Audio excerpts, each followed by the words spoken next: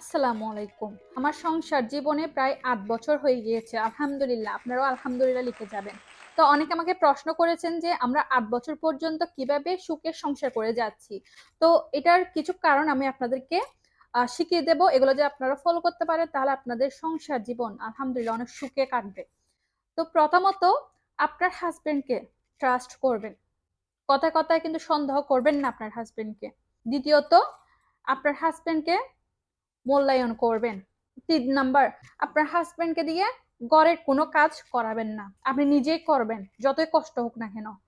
আর ৪ number, আপনার হাসব্যান্ডের phone বারবার check করবেন না।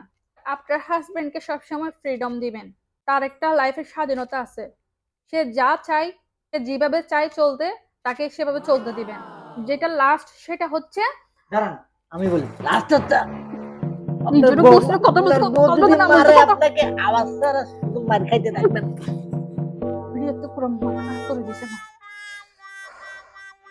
আপনার হাসব্যান্ড কোনো কিছু বলতে চাইলে আপনাকে তাকে একটু বলার সুযোগ দিবেন, তার কথার মূল্যায়ন করবেন।